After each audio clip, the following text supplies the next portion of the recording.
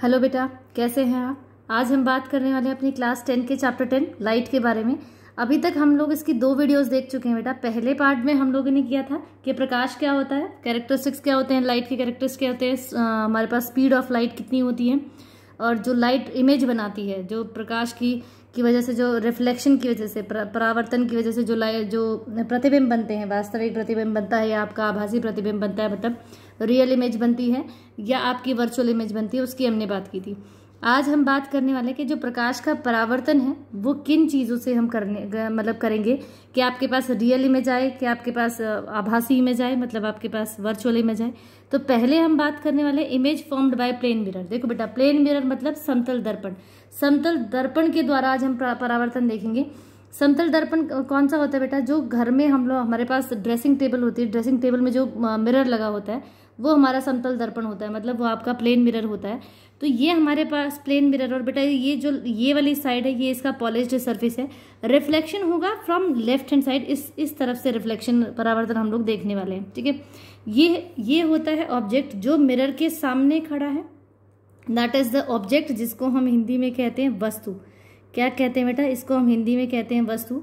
और जो इमेज बनती है वो आपकी बिहाइंड द मिरर बनती है, आपके दर्पण के पीछे बनती है। तो ये है प्रतिबिंब। क्या है बच्चे? प्रतिबिंब। और इंग्लिश में हम प्रतिबिंब को कहते हैं इमेज, जिसको हम प्रतिबिंब कहते हैं, और आपका जो वस्तु है उसको इंग्लिश में कहते हैं ऑब्जेक्ट। क्या कहते हैं बच्चे? ऑब्जेक्ट कहते हैं, ठीक है। तो मिरर के सामने, दर्पण के सामने क्या है? वस्तु है, ऑब्जेक्ट है। और अब देखते हैं कि इसकी इमेज कैसे बनती है, कैसे प्रतिबिंब इसका बनता है। देखो बेटा, ये हमारा एरो हेडेड, हमेशा जो ऑब्जेक्ट होता है वो एरो हेडेड होता है, ठीक है। मतलब एरो हेडेड का मतलब है ऊपर अपवर्ड डायरेक्शन में इसका हेड होता है।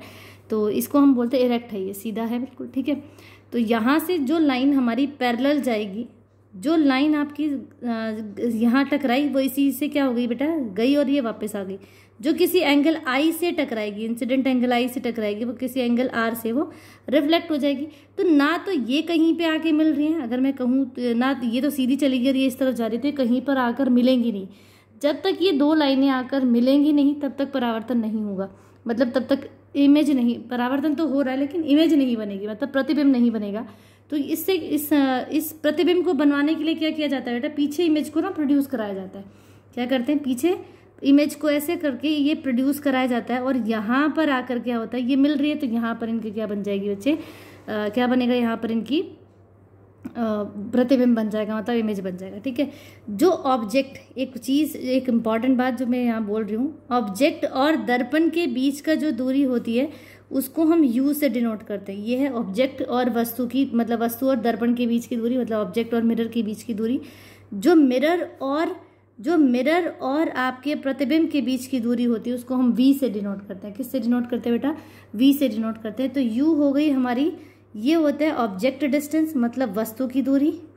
ऑब्जेक्ट डिस्टेंस मतलब ये आपकी वस्तु की दूरी है। और वी, ये छोटा वी, स्मॉल वी और स्मॉल वी है, स्मॉल यू और स्मॉल वी है।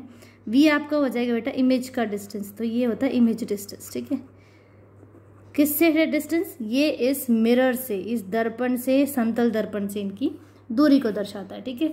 ठीक है, तो पहली बात, जो समतल दर्पण पे हम लोग इमेज देख रहे हैं उसमें क्या हो रहा है बेटा? देखो, समतल दर्पण पे जो इमेज बन रही है वो वर्चुअल बनेगी, क्योंकि जब तक फ्रंट पे, कभी जब भी दर्पण के फ्रंट पर इमेज नहीं बनेगी, प्रतिबिंब नहीं बनेगा, वो आपकी रियल नहीं होगी, वो रियल नहीं होगी। तो अगर फ्रंट पे बन रही है तो वो आपकी रियल है, मतलब सामने बन रही है, जिस तरफ वस्तु रखी उसी तरफ इमेज बन रही है, प्रतिबिंब बन रहा है, तो वो आपकी क्या है?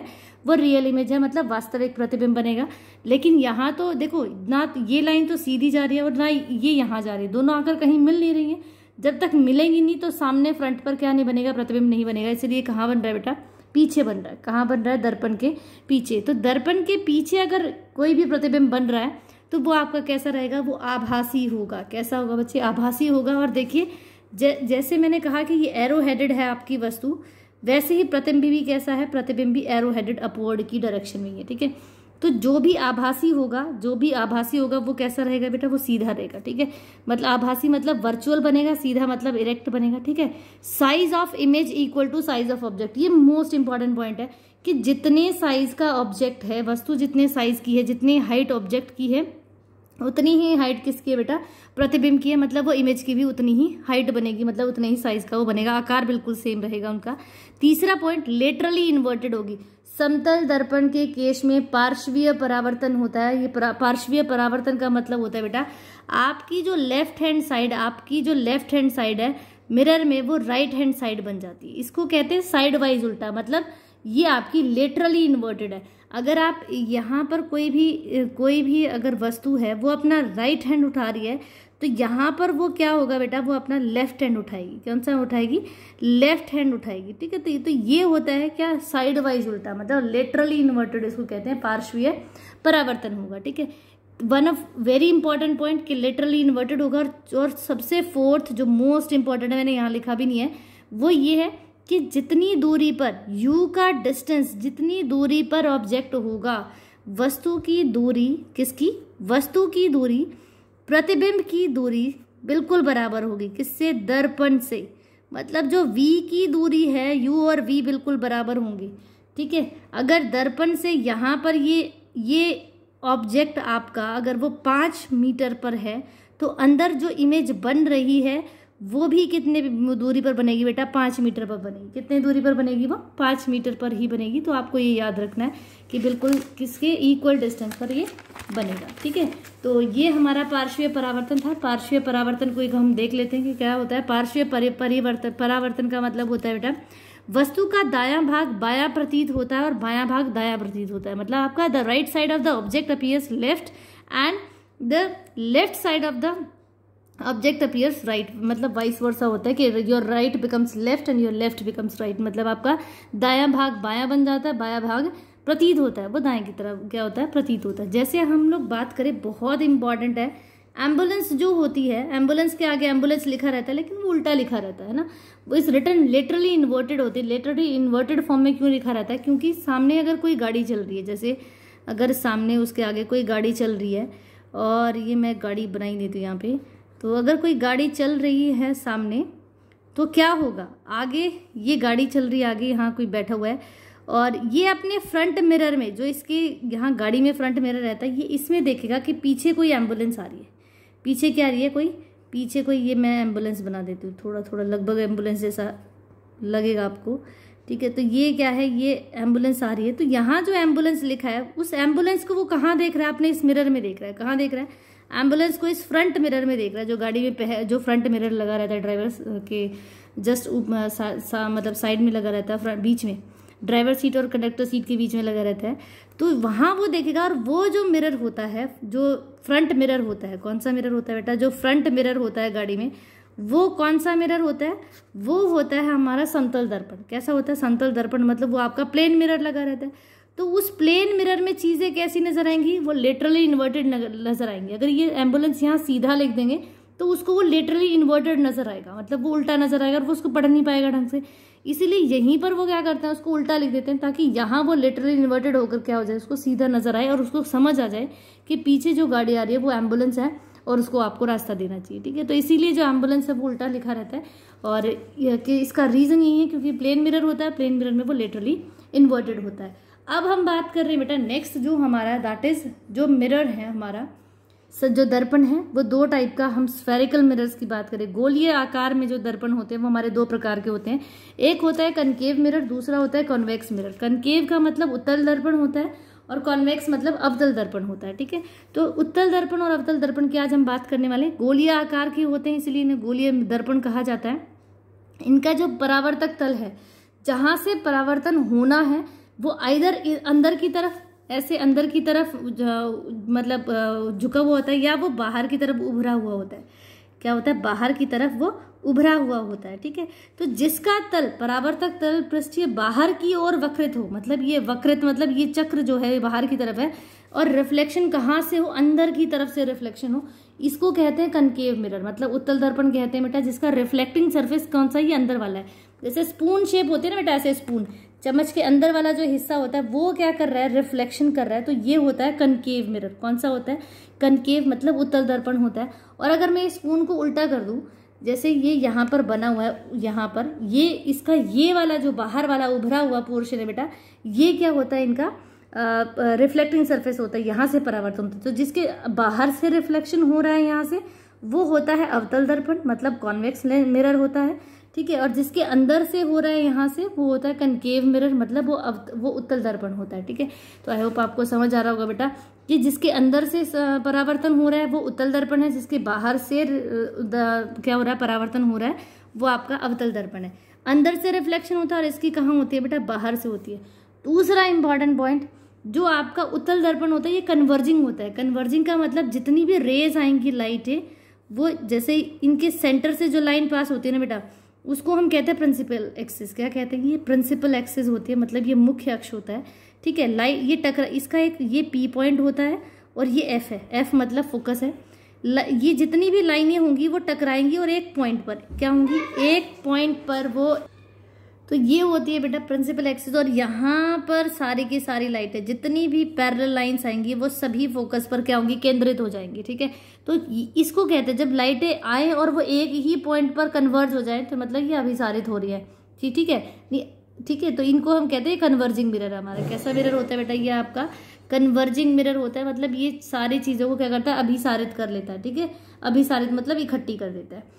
जो आपका ये कन्वेक्स मिरर होता है, अवतल दर्पण जो होता है, ये प्रिंसिपल एक्सिस मैंने बनाया, ये इसका पी पॉइंट है और इसका फोकस वर्चुअल फोकस होता है बेटा, ये बिहाइंड द मिरर होता है। कहाँ होता है, बिहाइंड द मिरर होता है। इसमें क्यों होता है बिहाइंड द मिरर, उसका एक कारण है, क्योंकि जितनी भी लाइटें आएंगी ना बेटा, क्योंकि इसका उभरा हुआ तल होता है, तो ये क्या करेगा, सारी लाइटों को डाइवर्ज करता है। क्या, जितनी भी लाइटें आएंगी वो क्या हो जाएंगी, डाइवर्ज हो जाएंगी, ठीक है। डाइवर्ज होने का मतलब वो दूर हट जाएंगी, और जब वो दूर हट जाएंगी तो वो कहीं पर आकर मिलेंगी, और जब तक ये लाइनें आकर मिलेंगी नहीं तब तक प्रतिबिंब बनेगा नहीं, क्योंकि ये सारी लाइटों को दूर भगा रहा है, दूर कर देता है, मतलब ये अपसारित कर देता है, मतलब डाइवर्ज करता है। तो इसीलिए इसको हम कहते हैं कि ये जो मिरर, जो ये हमारा मिरर है, ये आपका कैसा होता है, डाइवर्जिंग होता है। कैसा होता है बच्चे, मैं लिख देती हूँ, ये आपका डाइवर्जिंग मिरर होता है, ठीक है। क्योंकि ये लाइटों को क्या करता है, इकट्ठे नहीं करता, दूर भगा देता है, मतलब अभिसारित, ये अपसारित कर देता है, ठीक है। तो ये डाइवर्जिंग मिरर होता है आपका, ठीक है। अब हम बात करेंगे कॉमन कुछ पॉइंट्स की बात करेंगे जो बहुत कॉमन है और आपको याद भी रखने हैं बच्चे, इंपॉर्टेंट बात है, ठीक है। ये हमने बात की है, ये आपका क्या है बच्चे, ये हम एक मिरर ले लेते हैं, ठीक है। कोई भी मिरर लेते हैं, पहले हम कनकेव की बात कर रहे हैं, ये आपका कनकेव मिरर है, ठीक है। कनकेव मिरर का के बीचों बीच सी और इसके पी से जो पास होती हुई लाइन है, इसको हम कहते हैं पोल। क्या कहते हैं बेटा, पोल कहते हैं, ठीक है। ये पी पॉइंट है, ये पोल होता है, ठीक है। और पोल से जो पास होती लाइन जाएगी उसको हम मुख्य अक्ष कहते हैं। क्या कहते हैं, मुख्य अक्ष कहते हैं, मतलब उसको हम कहते हैं प्रिंसिपल एक्सिस, ठीक है। तो ये आपकी प्रिंसिपल एक्सिस होती है, और प्रिंसिपल एक्सिस, और ये होता है सेंटर ऑफ कर्वेचर। मतलब अगर मैं इसको बढ़ा दूं, इसको मैं ऐसे बढ़ा दूं, तो ये पूरा सर्कल जो बनेगा इसका सेंटर होता है सी, मतलब सेंटर, केंद्र होता है वक्रता। ये जो वक्रता पृष्ठ हमने लिया है इसका केंद्र होता है, इसको वक्रता केंद्र कहते हैं, सेंटर ऑफ कर्वेचर कहते हैं। क्या कहते हैं, वक्रता केंद्र कहते हैं, सेंटर ऑफ कर्वेचर कहते हैं। इस पी से इस सी की दूरी कितनी होगी, देखो कोई भी अगर सर्कल है, आपके पास कोई सर्कल है, उसका ये सेंटर है, तो ये उसका रेडियस होता है। तो ये रेडियस, ये किसी भी पॉइंट, चाहे कहीं से भी खींचो, मैं यहाँ पर पी पॉइंट मान लूँ, क्योंकि हम यहाँ सेंटर पे ले रहे पी पॉइंट, तो ये क्या होता है, रेडियस होता है, मतलब त्रिज्या होती है। तो इसको जो सी से लेके पी के बीच की दूरी है, ये होती है त्रिज्या। क्या होती है, त्रिज्या। तो इसको हम कहते हैं कि ये हमारी क्या है बेटा, रेडियस ऑफ कर्वेचर है। ये जो कर्वेचर है उसकी त्रिज्या है, और पी और सी के बीच का जो दूरी है इसको हम कहते हैं आर। ये क्या है, रेडियस आर है। ये क्या है, रेडियस आर है बच्चे, ठीक है। तो ये हमारा रेडियस हो गया, और सेंटर ऑफ कर्वेचर और पी पॉइंट, जो ये पोल है, जो वक्रता त्रिज्या है, और जो आपका पोल है, पोल मतलब ये आपका पी पॉइंट, ध्रुव है ये आपका, इनके जस्ट बिल्कुल मध्य में एक पॉइंट होता है जिसको हम कहते हैं फोकस। क्या कहते हैं बेटा, फोकस पॉइंट कहते हैं, ठीक है, जिसको हम मुख्य फोकस कहते हैं। जहां पर जब मैं बात करूंगी कि यहाँ पर लाइटें आई, टकराई, और जब टकरा कर वो कहाँ पर कन्वर्ज हो रही है बेटा, वो फोकस पर कन्वर्ज हो रही है ना, फोकस पर कन्वर्ज हो रही है। तो ये मेरा मुख्य फोकस है, जहां पर लाइटें आकर क्या हो जाएंगी, कन्वर्ज हो जाएंगी, इकट्ठी हो जाएंगी, ठीक है बेटा। तो ये कुछ पॉइंट्स थे जो आपको याद रखने हैं कि ये क्या मतलब सी क्या होता है, पी क्या होता है, क्योंकि जब भी आप आगे हम लोग इमेज की बात करेंगे तो वहां पर ये पॉइंट्स बहुत इस्तेमाल होने वाली है। लास्ट इंपॉर्टेंट पॉइंट इसके बारे में क्या है देखो ये तो आपका रेडियस आर होता है, जिसको हम आर से रेडियस जो त्रिज्या होती है, वक्रता त्रिज्या, उसको आर से डिनोट कर देते हैं। इनके बीच का बिल्कुल एग्जैक्ट मिड में जो पॉइंट होता है ये फोकस होता है। पी और एफ के बीच, क्योंकि ये मुख्य फोकस है, तो मुख्य फोकस और पोल ध्रुव के बीच की जो दूरी है उसको हम स्मॉल एफ से लिखते हैं, जिसको हम कहते हैं कि ये है फोकल लेंथ। क्या है ये? Focal length. तो एफ हमारा क्या होता है? स्मॉल एफ होता है बेटा फोकल लेंथ। क्या होती है बच्चे? ये फोकल लेंथ होती है, और जिसको हम स्मॉल एफ से डिनोट करते हैं। ठीक है, तो आपको याद रखना है ये आपका एफ हो गया, ये पूरा सेंटर ऑफ कर्वेचर से लेके पी तक का जो डिस्टेंस है इसको आर कहते हैं, क्योंकि ये बिल्कुल मिड पॉइंट है, तो ये भी एफ है, तो यहाँ से सी के और एफ के बीच की दूरी भी क्या होगी बेटा? एफ ही रहेगी। तो मैं यहाँ से एक फॉर्मूला, ये छोटी सी बात हम लोग डिराइव कर सकते हैं कि जो रेडियस ऑफ कर्वेचर वो ट्वाइस ऑफ दो गुना है किसके? फोकल लेंथ के 2 गुना है। तो हम बोल सकते हैं कि जो आर है वो किसके बराबर है? 2 गुना फोकल लेंथ, मतलब ट्वाइस ऑफ एफ के वो बराबर है। ठीक है, तो ये कुछ पॉइंट्स थे, और ये बहुत इंपॉर्टेंट बात है बेटा, क्योंकि कई क्वेश्चंस में आपके पास वो फोकल लेंथ नहीं देंगे, वो कह देंगे कि आपके पास रेडियस ऑफ कर्वेचर मतलब वक्रता त्रिज्या इतनी दे रखी है, आप फोकस निकालो। 1 नंबर में क्वेश्चन पूछ लेंगे कि आपके पास आर जो है वक्रता केंद्र, जो वक्रता त्रिज्या है वो आपके पास 40 सेंटीमीटर दी हुई है। ठीक है, तो एफ निकालिए, यहाँ से आप एफ निकालो। तो आर बराबर कितना होता है? 2f होता है। आपको एफ की वैल्यू निकालनी है, तो एफ बराबर हो जाएगा बेटा r/2, और आर आपको कितना दिया? 40 दिया है, तो 40/2 करो, दैट इज 20। तो एफ की वैल्यू आ गई 20 सेंटीमीटर। तो छोटा सा क्वेश्चन है, 1 नंबर में बहुत बार पूछे जाते हैं ये छोटे छोटे क्वेश्चन।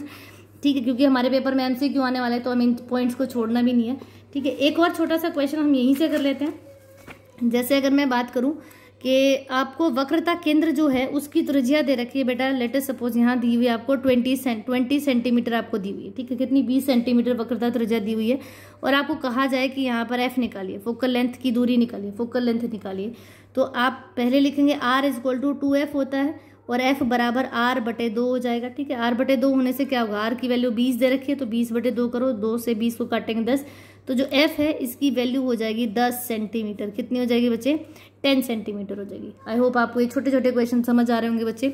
नेक्स्ट, फोकल लेंथ की हम इतनी देर से बात कर रहे हैं, तो उसको डिफाइन भी कर लेते हैं। फोकल लेंथ होती क्या? फोकस दूरी, इसको हम हिंदी में कहते हैं गोलीय दर्पण के ध्रुव तथा मुख्य फोकस। वही बात हम कर रहे हैं कि ध्रुव, पी पॉइंट, पोल मतलब ध्रुव, और फोकल जो आपका मुख्य फोकस है, इसके बीच की दूरी, इसके बीच की जो दूरी है उसको हम क्या कहते हैं? फोकस दूरी कहते हैं। क्या कहते हैं? फोकस दूरी कहते हैं। That means the distance between F and P is called focal length. ठीक है, तो रेडियस ऑफ कर्वेचर हमने बात की, रेडियस ऑफ कर्वेचर किसके? ट्वाइस ऑफ एफ के बराबर होता है, मतलब आर बराबर क्या होता है?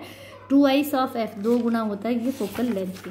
ठीक है, अब बात करेंगे बच्चे बिंब की स्थिति की बात करेंगे। देखो बेटा, 3 चीजें हैं, जब भी आप किसी भी दर्पण पर या किसी लेंस पर भी काम करेंगे तो 3 चीजें आपको याद रखनी है। मैं यहाँ पहले कनकेव की बात कर रही हूँ, मतलब हम लोग उत्तल दर्पण की बात कर रहे हैं, तो उसमें हमारे पास क्या अंदर वाला सरफेस होता है? क्या होता है? रिफ्लेक्टिंग सरफेस होता है। यहाँ पर सी, एफ और पी से गुजरती हुई लाइन को मुख्य अक्ष कहते हैं। क्या है? ये प्रिंसिपल एक्सिस है, जिसको हम कहते हैं कि ये आपका क्या है? मुख्य अक्ष है, मतलब ये आपके ये प्रिंसिपल एक्सिस है। क्या है? प्रिंसिपल एक्सिस है। तीनों से पास होती हुई जो लाइन है ये प्रिंसिपल एक्सिस है। ठीक है, इसके रिस्पेक्ट में ही हम लोग सारा काम करने वाले हैं। देखो 3 चीजें, 3 लाइनें आपको याद रखनी है। जो लाइट यहाँ कैसे आएगी बेटा? जो पैरेलल आएगी, इस प्रिंसिपल एक्सिस के, मुख्य अक्ष के जो लाइन पैरेलल आएगी, जो पैरेलल आएगी वो रिफ्लेक्ट होके परावर्तन होकर वो कहाँ से जाएगी? वो फोकस से पास हो जाएगी। जो पैरेलल आएगी, जो समांतर आएगी इसके, वो कहाँ से? मुख्य जो फोकस है आपका उससे वो पास हो जाएगी। ठीक है, रिफ्लेक्ट होकर कहाँ से जाएगी? यहाँ से जाएगी।